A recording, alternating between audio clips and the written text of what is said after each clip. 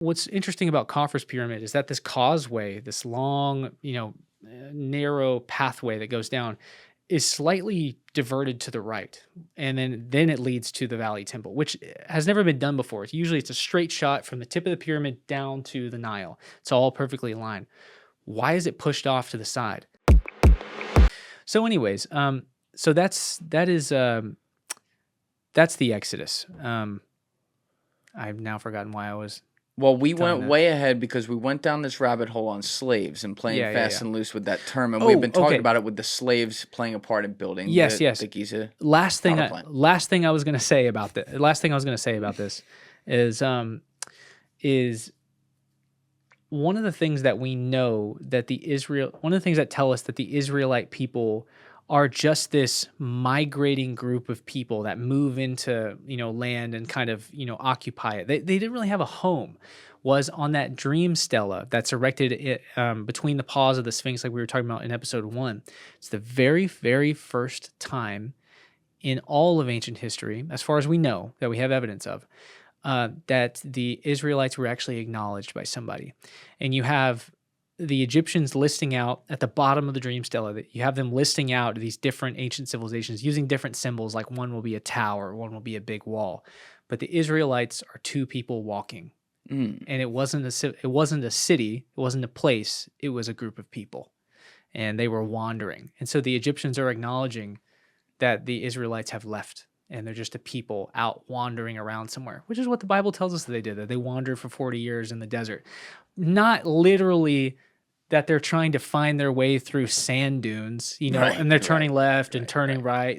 They're setting up camp. They have now left Egypt, which was this, when they say wandering the desert for 40 years, I always thought that was so stupid. Like as a kid, it's the Sinai Desert. It's not that big. It's not the Sahara Desert. It's not the size of the United States of America. It's the Sinai Desert. And there's coasts all around it. You walk in one direction, you'll hit a coast just like that. What it's saying is it's from the Egyptian perspective. Egypt was not a desert. It was a tropical oasis. Everything outside of it is a desert. Everything. Like go south or go west and go south. You hit the Sahara Desert. You go south, you hit Nubia. You don't want to be in Nubia. That's not the place Egyptians want to live in, this harsh desert environment. You go east, you hit the Sinai Desert, and then you go north from there, then you're in Mesopotamia along the Tigris and Euphrates, which are bountiful, but they're not bountiful like Egypt is. Everything outside of Egypt was a desert wasteland that you didn't want to be. That's why the Egyptians saw themselves as divine. The sun god gave them what they have. They are way up here compared to the rest of the world. So Moses and the Israelites wandering around the desert, really what they're doing is wandering around from place to place in this drab, disappointing wasteland that's not even close to what they had in Egypt. Does that make sense? Yes. And they're looking for the promised land, which ends up being up in Israel where things are more fertile. But still, not on the level of Egypt. So that is kind of an insight to slaves in Egypt. Circle closed. So slaves, and in the way that we understand it, slaves did not build the pyramid. So there's the Great Pyramid and slavery. So we now go from the Great Pyramid to Khafre's pyramid. And now that you kind of understand that we don't really understand the means by which these things were done, we can start kind of hopping through pyramids, because now you get it, that these are built with massive stones that we don't have the explanation for. Lots of unanswered questions here. So you have Khafre's pyramid next, which it's just generally accepted that Khafre is the son of Khufu. Khafre has an interesting name. What do you mean it's generally accepted? Well, like we don't know that that's his kid? Well, so it's I guess what I mean is that it's accepted by everybody that if we're going by who these actual people were, Khafre was Khufu's son. I guess what I mean is Khafre and Khufu are closely tied to their pyramid, and there's some debate over whether or not the Great Pyramid or the Center Pyramid was created first, because the Center Pyramid is directly aligned to this limestone outcropping that is made out of the Sphinx, and people wonder, well, the Egyptians would have definitely known that huge limestone outcropping that faces east that was eventually turned into the Sphinx was there. why would the first pyramid be offset of that? Why would it not be the center pyramid first and then the two peripheral ones? That's kind of the debate there. We could talk for an hour about that, but it's it's less important. Right. So then you have the you have the center pyramid, the pyramid of Khufu, which is believed is attributed to Khufu's son Khafre. Khafre has an interesting name because now we're entering into, and it's been around, but now it's at its height under Khafre, which is the cult of Ra, which is the sun. And then the sun god later morphs into the Aten, which is the sun disk. This is during the Amarna period under the pharaoh Akhenaten. Have you heard of him before? Yes.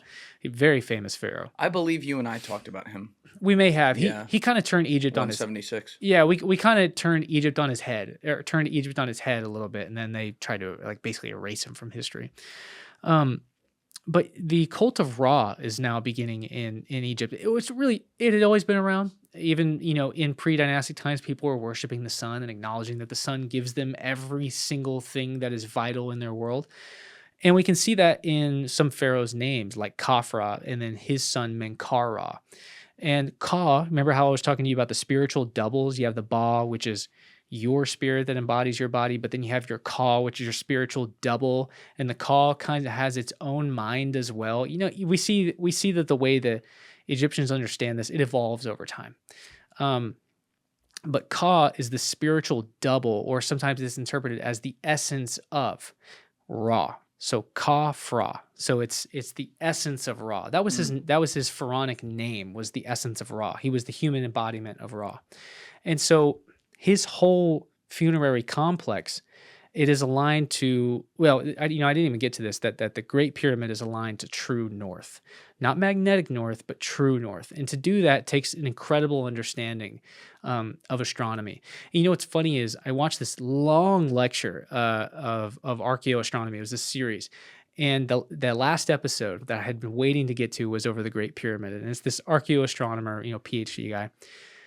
Man, we go through the whole Great Pyramid, and he's like, it would take modern technology and GPS coordination to be able to align something like this to true north. We would need computers to be able to do this, advanced technology, and even then we might get it wrong.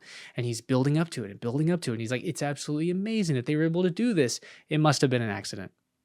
That's what his interpretation of it is. It was not an accident. There's no way that they just happened to get it, that they just happened to accidentally get it right. It's another means of understanding their night sky, and it's a means of their science of astronomy that's lost to us today. It's another indication or evidence for a lost technology. We don't really know how they perfectly aligned it. So that's Khufu's pyramid. Then Khafre's pyramid has the same alignment.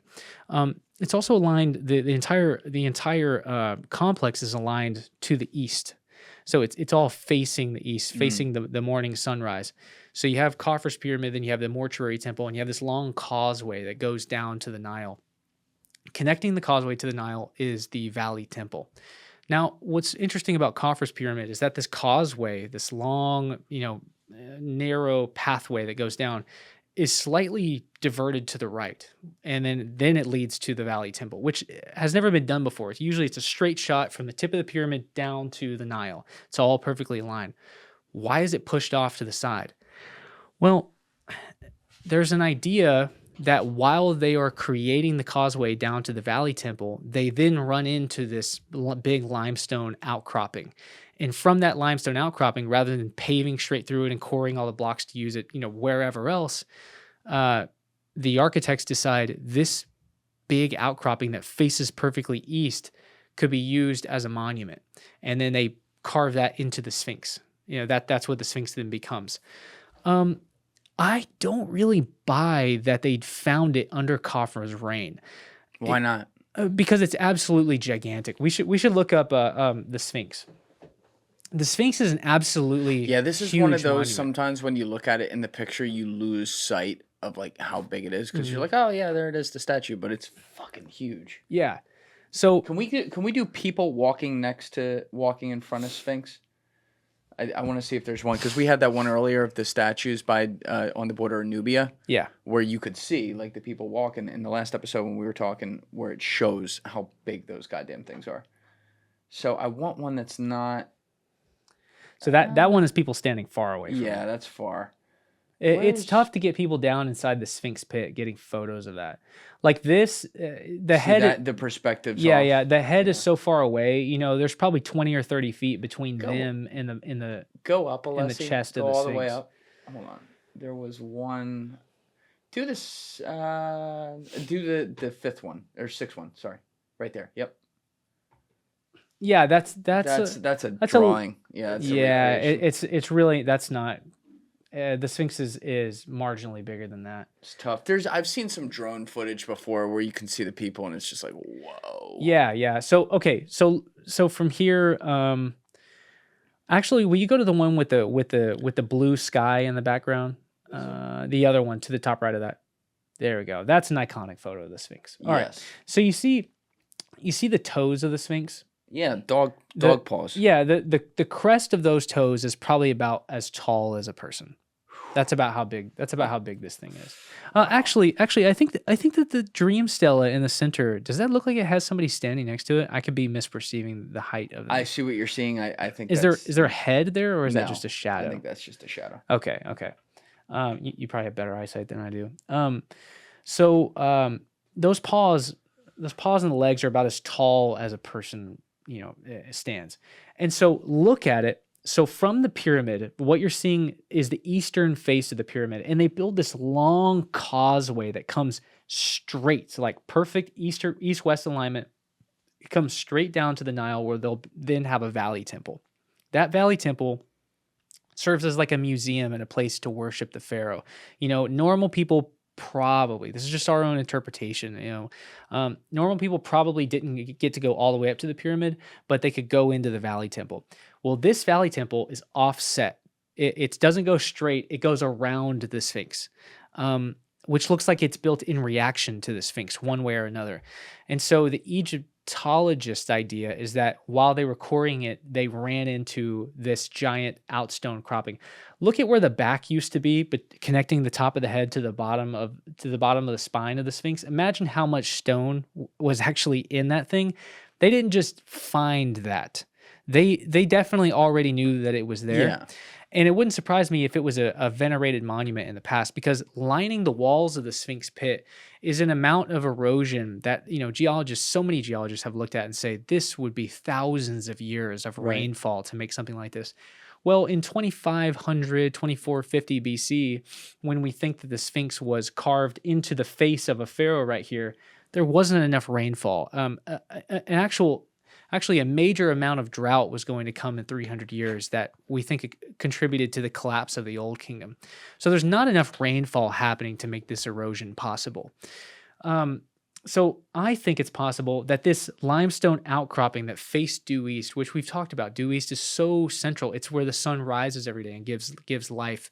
And then when it dies every day in the west, that resonated so strongly with the Egyptian psychology that they all buried themselves in the west, facing east to be reborn. It's just central to Egyptian psychology. So this huge limestone outcropping that's facing due east is probably something that they had quarried out, maybe turned into a lion. Graham Hancock's idea is that, so 10,500 years ago. Guys, if you're still watching this video and you haven't yet hit that subscribe button, please take 2 seconds and go hit it right now. Thank you. Or 10,500 BC, this lion here, if it was originally carved in the head of a lion and it existed 10,500 years ago, it would have been facing due east right during the age of Leo, where the constellation of Leo would have risen above the horizon, and bringing the sun into the night sky. And as these constellations change, you enter into different ages. So different constellations over the course of thousands of years end up before the sun when the sun rises in the morning. That's astronomy. That's a whole other thing, a whole other expertise. But that's essentially what Graham Hancock's idea was. And I actually like that idea. But it is really hard to say. I can say with 0% certainty that this Sphinx was cleared out of the ground and being venerated in 10,500 BC. man, would it make sense? Man, would two puzzle pieces just, it would make perfect sense, right? I can't say with any amount of certainty, but I can say with a great amount of certainty that this Sphinx pit must have been excavated before 2400 BC, at a time when Egypt was much more green, because it was rapidly becoming drier and drier and drier, leading to a drought that would contribute to the collapse of the Old Kingdom. So the Sphinx may have been, I think that the Sphinx had already been recognized, and then they just built around it, and they recarved the face into Khafre's face. I mean, it's obvious, it's a pharaoh's face put on a lion. Yeah. That sets a precedence for the rest of Egypt too. There are so many Sphinx statues all throughout Egypt, made out of limestone, granite, diorite, whatever, that are in this Sphinx, which is the head of a pharaoh, body of a lion. But I have no doubt that one way or another, it was quarried out and venerated long before it was turned into this. So then they build the Great Valley Temple next to it. And the Valley Temple is, the most monumental, maybe the most famous temple not the most famous, but for people who are really into construction, it's the most famous one. It's the one that's most mind-boggling, with the biggest red granite stones you could possibly move. Only real competition in construction style is some of the stuff you see in Peru that's, just as impressive. Thank you for watching the video, guys. If you haven't already subscribed, please smash that subscribe button and check out this clip's full podcast episode by clicking here or in the description below.